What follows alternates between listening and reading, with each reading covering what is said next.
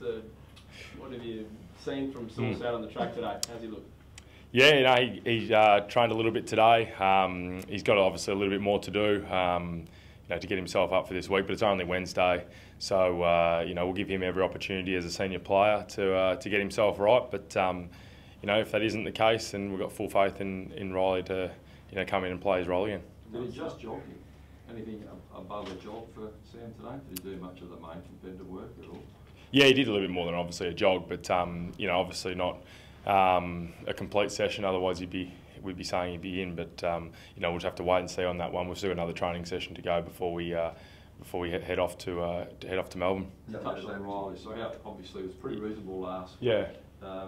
You back him in against Goldstein? Oh, no doubt. Yeah, he's you know, he's been you know, working on his craft for a while now, and you know, he's had a wonderful summer, and you know, every time he has come in, he's been great. So yeah, full trust in him. Can't snake your place, but just one more on Sauce. Does he seem perhaps slightly more unlikely than likely from what you've seen? Oh, I wouldn't know. Yeah, I hope to think he'd be likely, but at this stage it's just a little bit too early. But as a senior player, as I said, we'll give him every opportunity. But I'm sure that when they make that decision, it'll be transferred. When you say you've got another training session before the go to Melbourne, yeah, is that Friday morning? Yeah. So Sauce would have to be named Thursday night, and then. I'm not sure how that works, but that sounds like you've got that right. Yeah. So he wouldn't do anything between now and being named? Not sure. But he could do? He could do, yeah. Yeah. Well. So I think that initially they were meant to make the call today at the main training session. Yeah, so they'll make the call before, they'll probably make that call before the teams to come out, so they don't make the call on the Wednesday morning. Yeah, so we'll see how we go there. What have you had to work on, aside from Sauce this week, especially as a forward group? What have you guys had as a main focus after the Geelong game? Yeah, look, we've got a number of things that we're working on, working towards. You know, we'd love to be connecting better, you know, as a group and finishing off our work, and that's going inside 50 and also towards goals. So that's a continuous thing we're looking to improve on and always working on. But you know, when we don't get it right, we amplify it and focus on it just a touch more. But you know, there's a number of things we're doing, but we're also not too far off as well. You know, we've reviewed quite heavily, and you know, we're not in a position wins loss and the way we're playing where we want to be.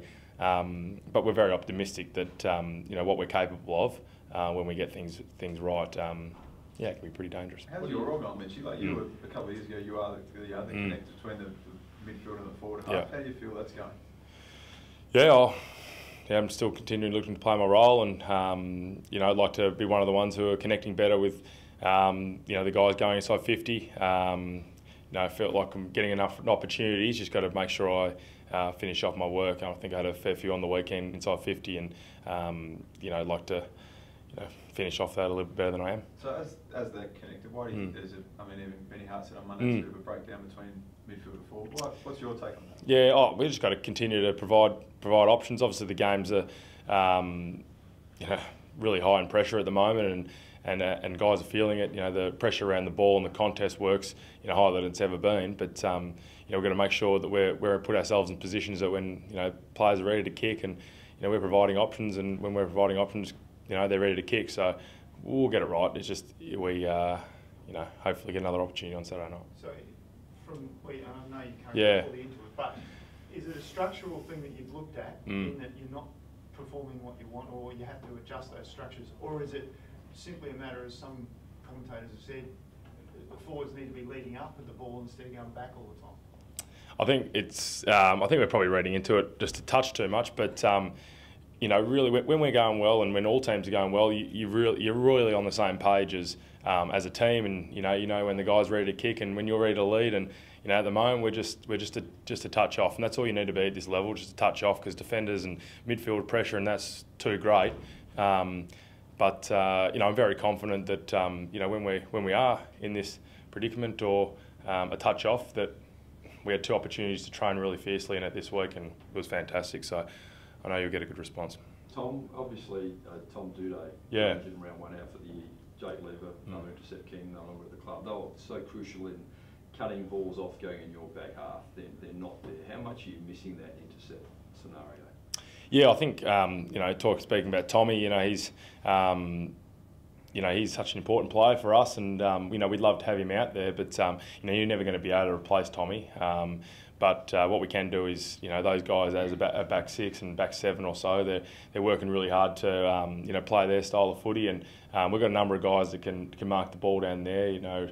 And the talls with Hardo, Tales and Keithy, those guys aerially are really good. So I've got no doubt that the mix we've got down there's the right mix, and as I said, you're never going to replace a Tommy, but you can work your way around it as a back seven. So we've got other strengths back there as well. How crucial is that though to get some intercept possessions in your back half?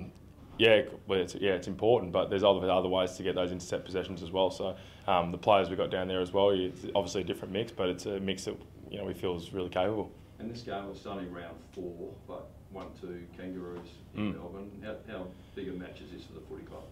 Yeah, obviously really important. As I said earlier, we're disappointed and frustrated the position we're in, but it's only I feel like every game's we rise to the occasion and make sure it's as important as the next. But it's a long season, and we've got to make sure we start getting on the same page and playing the footy and brand footy we're capable of before we worry too much about it. You feel like teams are defending you differently, Richie?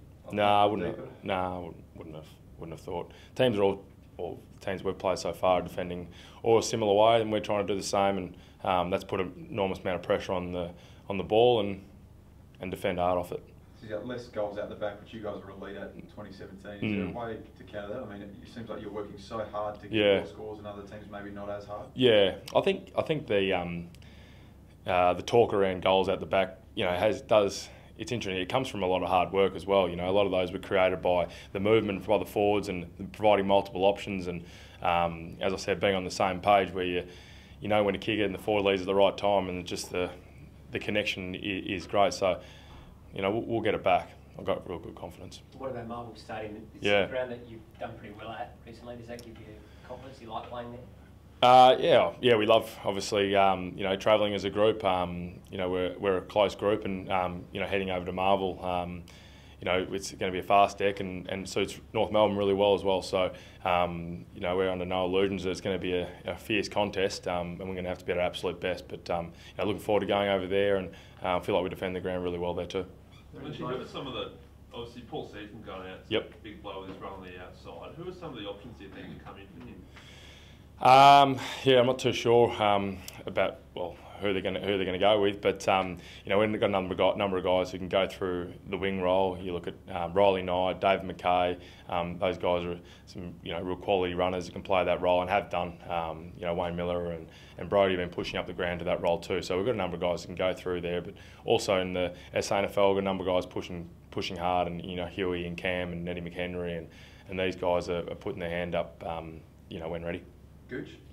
Yep, he's been playing really well as well, so, and training really well too. So, and Miles Paholke's another one. There's a number of guys I could be reeling off, and don't usually like to name names because you miss out on a couple. Yeah, well, that's what I was asking. It's more of it seems like a bit more of a reshuffle. If you bring like a Miles or a Hugh or Cam in, just sort of changes the role of someone who's already in the side, like moving a DMAC to more wing or Wayne out of defence more to midfield. Yeah, well, we've got a number of players that can play in multiple positions, and to play in our team, you've got to have flexibility to play a different role.